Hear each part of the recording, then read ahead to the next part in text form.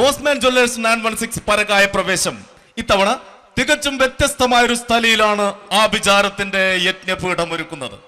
നടപ്പുകാലത്തിന്റെ കാലക്കേടുകളും പ്രലോഭനങ്ങളും പ്രതികൂല സാഹചര്യങ്ങളും ഒരുവന്റെ വിവേകത്തിനു മേൽ അതിവൈകാരികതയുടെയും അന്ധതയുടെയും ആധിപത്യം ഉറപ്പിക്കുമ്പോൾ ചെയ്തതും ചെയ്യാനൊരുങ്ങിയതും ഇന്ത്യൻ നീതിവ്യവസ്ഥയുടെ കണിശമായ കണ്ണിൽ കുറ്റമെന്ന് തെളിയുമ്പോൾ പിടിച്ചു തള്ളപ്പെടാറുള്ള jail, the Kannur central prison.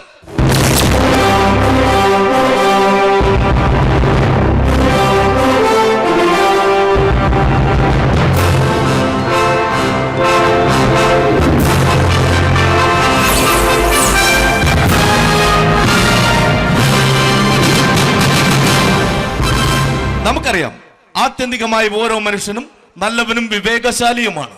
മറ്റു ഭാവങ്ങളെല്ലാം പരകായ പ്രവേശങ്ങളാണ്. വിവേകത്തിലേക്ക് വിഡ്ഢിത്തവും വിഡ്ഢിത്തത്തിലേക്ക് വിചാരവും നടത്തുന്ന പരകായ പ്രവേശം ബോസ്മാൻ ജ്വല്ലേഴ്സ് 916 പരകായ പ്രവേശം അതിന്റെ പുതിയൊരു എപ്പിസോഡിലേക്ക് കടക്കുകയാണ്.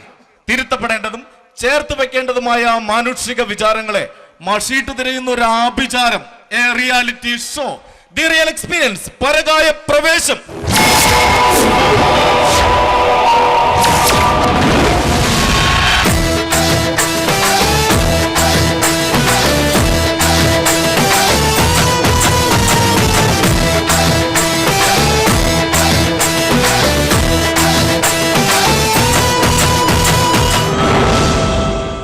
നിങ്ങൾക്കറിയാം, ഈ പ്രോഗ്രാമിൽ ചീഫ് ഗസ്റ്റുകളില്ല, ജഡ്ജിംഗ് പാനലില്ല, ചോദ്യങ്ങളില്ല, ഓപ്ഷൻസ് ഇല്ല, കോടികൾ സമ്മാനവുമില്ല.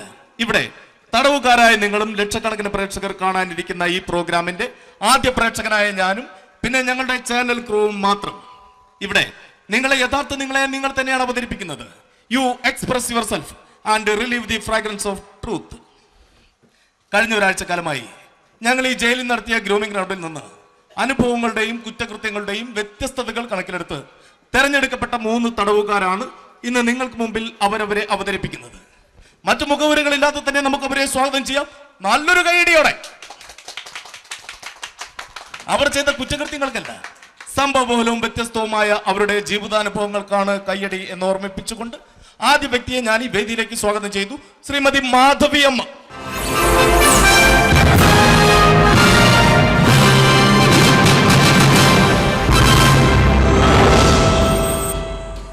മാധവി അമ്മ. മാധവമ്മയുടെ സ്വദേശം കണ്ണൂരാണല്ലേ? ഒരിക്കലും ഇതൊരു ഇന്റർവ്യൂ അല്ല. നിങ്ങളെ കുറിച്ച് നിങ്ങൾ തന്നെ പറഞ്ഞു തുടങ്ങും മുമ്പ് ചില പ്രാഥമിക വിവരങ്ങൾ പ്രേക്ഷകർക്ക് നൽകുന്നതിന് വേണ്ടിയാണ്. മാധവമ്മയുടെ സ്വദേശം കണ്ണൂരാണല്ലേ? അതെ, കണ്ണൂർ താഴെ ചൊവ്വ കാരത്തൊടി വീട്ടിൽ മാധവി, വിവാഹിത, 2 കുട്ടികളുടെ അമ്മ. ഭർത്താവ് ഇപ്പോൾ ജീവിച്ചിരിപ്പില്ല അല്ലേ? ഓക്കെ. അമ്മയും ഭാര്യയും വീട്ടമ്മയുമായ മാധവി അമ്മ കൊലപാതകിയായി തീർന്നതിന്റെ പരകായ പ്രവേശത്തിലേക്ക് പ്രവേശിക്കും മുമ്പ് 2 വ്യക്തികളെ കൂടി നമുക്ക് ഈ വേദിയിലേക്ക് ക്ഷണിക്കേണ്ടതുണ്ട്. അതിനു മുൻപ് ചെയ്തു എന്ന് പറയുന്ന തെറ്റിനെ കുറിച്ചും ഇപ്പോൾ അനുഭവിച്ചു കൊണ്ടിരിക്കുന്ന ശിക്ഷയെക്കുറിച്ചും ചുരുങ്ങിയ വാക്കിൽ എന്താണ് പറയാനുള്ളത്? ചിരിക്കുന്നോ? എന്തെങ്കിലും ഒന്ന് പറ. ഒരു എപ്പിസോഡ് പ്രോഗ്രാം ചെയ്യേണ്ട ആളാ. എന്തെങ്കിലും പറ.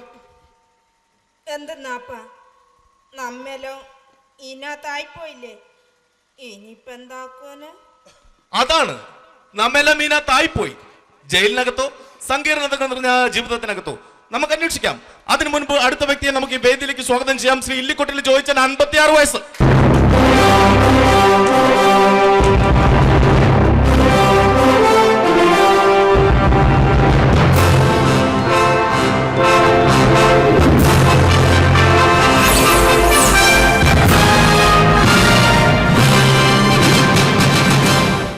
ഒട്ടനവധി പോരാട്ടങ്ങളുടെ ചോര വീണ മണ്ണായ വയനാട്ടിലെ പുൽപ്പള്ളിയിൽ നിന്നെത്തിയ കള്ള് ഷാപ്പ് ജീവനക്കാരനായ ജോയിച്ചൻ ഇന്നിവിടെ ജീവപര്യന്ത ശിക്ഷയുടെ 9 വർഷങ്ങൾ പിന്നിടുകയാണ് അല്ലേ? ഏപ്രിൽ വന്നാൽ 10 തികയും. അപ്പോൾ ഞാൻ തിരുത്തുന്നു, കഴിഞ്ഞ 10 വർഷക്കാലമായി ജോയിച്ചൻ ഇതിനകത്ത് ജീവിക്കുകയാണ്. ജീവിക്കൊന്നല്ല, കഴിച്ചുകൂട്ടുക. എന്താ പറഞ്ഞത് അബദ്ധായോ? എനിക്ക് ബോധിച്ചത് പറയുവാനല്ല, നിങ്ങൾക്ക് തോന്നുന്നത് പറയുവാനുള്ളതാണ് ഈ വേദി. ഇതൊരു ലൈവ് പ്രോഗ്രാം അല്ലാത്തത് കൊണ്ട് തന്നെ നിങ്ങൾക്ക് എന്തും പറയാം. അടുത്ത വ്യക്തിയെ ക്ഷണിക്കുന്നതിന് മുമ്പ് ചെയ്ത തെറ്റിനെ കുറിച്ചും ഇപ്പോൾ അനുഭവിച്ചു കൊണ്ടിരിക്കുന്ന ശിക്ഷയെക്കുറിച്ചും 2 വാക്ക്. ഒരുത്തനെ തട്ടിയെന്നതിലപ്പുറം ഒരു തെറ്റും ഞാൻ ചെയ്തിട്ടില്ല. എൻ്റെ കൊച്ചിനോട് വേണ്ടാതിനം കാണിച്ച് കൊന്ന നാറിയെ കോടതി ശിക്ഷിക്കാൻ വിമ്മിഷ്ടം കാണിച്ചപ്പോൾ അവനെ ഞാനങ്ങോട്ട് തട്ടി. അവനെ ശിക്ഷിക്കാൻ തെളിവുകളും സാക്ഷികളൊന്നും ഉണ്ടായിരുന്നില്ല പോലും.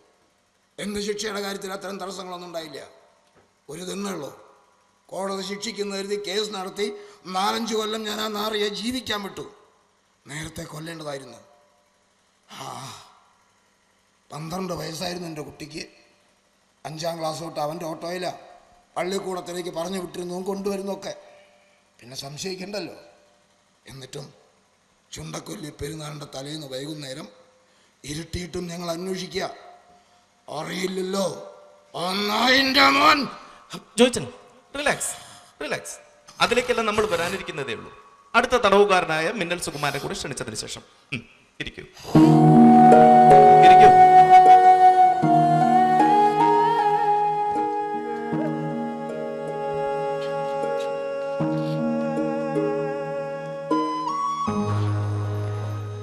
വരാനിരിക്കുന്ന സംഭവബഹുലമായ ഒരു കഥയുടെ പ്രൊമോയായിരുന്നു ജോയിച്ചന്റെ വാക്കുകളെന്ന് തെറ്റി വായിക്കാതിരിക്കുക. അല്പനേരത്തേക്കെങ്കിലും തടയിടുകയായിരുന്നു ഒരു അച്ഛന്റെ അമർഷത്തെ, വേദനയെ. നമുക്ക് സ്വാഗതം ചെയ്യാം ആ അവസാന തടവുകാരനെ, ശ്രീ മിന്നൽ സുകുമാരൻ.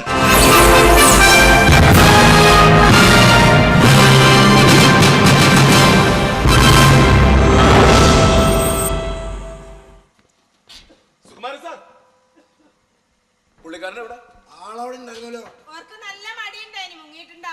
എല്ലാം പറഞ്ഞു ഉറപ്പിച്ചതായിരുന്നല്ലോ. ജോണി ഒന്ന് അവിടെ നോക്കി. അപ്പുറം നോക്ക്.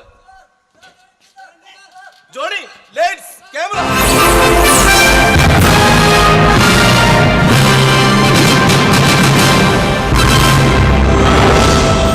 ഒളിച്ചിരിക്കുകയായിരുന്നു സുകുമാരൻ സാർ. ക്യാമറ കണ്ണുകളിൽ നിന്ന്, പ്രേക്ഷകരിൽ നിന്ന് സുകുമാരൻ സാർ ഒളിപ്പിച്ചു വെക്കാൻ ശ്രമിച്ചത് എന്താണ്? കേരള പോലീസിൽ 6 വർഷക്കാലം സബ് ഇൻസ്പെക്ടറായി ജോലി ചെയ്ത സുകുമാരൻ സാർ സാഹചര്യങ്ങളെ സഭാകമ്പത്തോടെ നോക്കി തുടങ്ങിയതിന് പിന്നിലെ കാരണം കൃത്യനിർവഹണത്തിലെ വിട്ടുവീഴ്ചയില്ലായ്മയും നടപടികൾ എടുക്കുന്നതിലുള്ള മിന്നൽ വേഗവും. മിന്നൽ സുകുമാരൻ എന്ന ഇരട്ട പേര് ചാർത്തി കിട്ടിയ ഈ നിയമപാലകൻ നിയമത്തിന്റെ ഇരുമ്പഴികൾക്കുള്ളിൽ അകപ്പെട്ടു പോയതിന്റെ കാരണം അറിയുവാൻ ഏറെയുണ്ട് നമുക്ക്.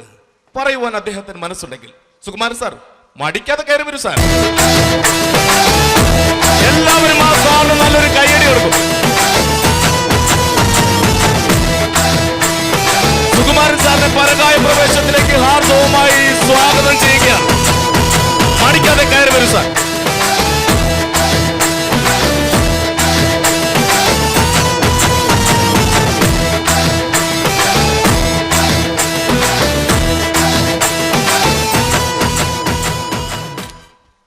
മിന്നൽ സുകുമാരൻ നാട്ടിലെ മാഫിയ സംഘങ്ങളുടെ കണ്ണിലെ കരടായി മാറിയ, രാഷ്ട്രീയ നേതാക്കളുടെയും ജനപ്രതിനിധികളുടെയും അപ്രിയത്തിനിരയായി തീർന്ന ആ അപകടകാരിയായ സബ് ഇൻസ്പെക്ടർ ഈ കുറേ മനുഷ്യനായിരുന്നു എന്ന് വിശ്വസിക്കാൻ പ്രയാസം. സുകുമാരൻ സാറ് സംവരണത്തിൽ കയറിയതാ സാറേ, പട്ടികജാതി സംവരണം. ഓ, ഞാൻ സുകുമാരൻ സാറിന്റെ ഉയരത്തെ കുറിച്ചല്ല പറഞ്ഞത്. അത്രയും ഊർജ്ജസ്വലനായ മനുഷ്യന്റെ ഈ നിസ്സഹായ അവസ്ഥയെ കുറിച്ചാണ് ഓർമ്മിപ്പിച്ചത്. എല്ലാ ഓർമ്മകളിലേക്കും നമുക്ക് തിരിച്ചു വരാം. ആരാദ്യം പറഞ്ഞു തുടങ്ങുന്നുവോ അവിടെ നിന്ന് പരകായ പ്രവേശത്തിന്റെ കാണാപ്പുറങ്ങളിലേക്ക് സഞ്ചരിക്കാം. അതിനു മുൻപ് സഹതടവുകാരും പ്രേക്ഷകരുമായ നിങ്ങളോടൊരു ചോദ്യം. ജയിൽ പുള്ളികൾ ഏതെങ്കിലും തരത്തിലുള്ള സഹതാപം അർഹിക്കുന്നുണ്ടോ? ചോദ്യം അതാണ്. ജയിലിൽ കഴിയുന്നവർ ഏതെങ്കിലും തരത്തിലുള്ള സഹതാപം അർഹിക്കുന്നുണ്ടോ? ചോദ്യം നിങ്ങളോടാണ്. നിങ്ങൾ പറയാൻ പോകുന്ന ഉത്തരത്തെ ആശ്രയിച്ചായിരിക്കും ഇനി ഈ വേദിയിൽ നടക്കാൻ പോകുന്ന പ്രോഗ്രാം വിലയിരുത്തപ്പെടുക. ഇവർ പറയാൻ പോകുന്ന പരകായ പ്രവേശത്തിന്റെ കഥകൾ സ്വീകരിക്കപ്പെടുക. സമൂഹം ഇവരെ എങ്ങനെ നോക്കിക്കാണുന്നു? പറയൂ സാർ, ജയിൽ പുള്ളികൾ ഏതെങ്കിലും തരത്തിലുള്ള സഹതാപം അറിയിക്കുന്നുണ്ടോ? ചോദ്യം ഇതാണ്. ജയിൽ പുള്ളികൾ ഏതെങ്കിലും തരത്തിലുള്ള സഹതാപം അറിയിക്കുന്നുണ്ടോ എന്നതാണ് ചോദ്യം. സാർ പറയും. അറിയിക്കുന്നുണ്ട്. അറിയിക്കുന്നുണ്ട് എന്നാണ് ഈ സാർ പറഞ്ഞിരിക്കുന്നത്. ഈ സാറിന് എല്ലാവരും നല്ലൊരു കയ്യടി കൊടുക്കും. പറയും മാഡം, ജയിൽ പുള്ളികൾ ഏതെങ്കിലും തരത്തിലുള്ള സഹതാപം അറിയിക്കുന്നുണ്ടോ? എന്താണ് മാഡത്തിന്റെ അഭിപ്രായം? പറഞ്ഞോളൂ. ഇല്ലേ? ആർക്കും അഭിപ്രായം ഇല്ലേ? ജയിൽ പുള്ളികൾ ഏതെങ്കിലും തരത്തിലുള്ള സഹതാപം അറിയിക്കുന്നുണ്ടോ എന്നതാണ് ചോദ്യം. മാഡം പറഞ്ഞോളൂ. അറിയിക്കുന്നുണ്ട്. അറിയിക്കുന്നുണ്ട് എന്നാണ് ഈ മാഡവും മറുപടി പറഞ്ഞിരിക്കുന്നത്. ഈ മാഡത്തിന് നല്ലൊരു കയ്യടി കൊടുക്കും. ജയിൽ പുള്ളികൾ ഏതെങ്കിലും തരത്തിലുള്ള സഹതാപം അറിയിക്കുന്നുണ്ടോ എന്നതാണ് നമ്മൾ ആവർത്തിച്ചുകൊണ്ടിരിക്കുന്ന ചോദ്യം. ആർക്കും മറുപടി പറയാം. ആർക്കെങ്കിലും അഭിപ്രായം എതിരെ സഹതാപം വേണ്ട.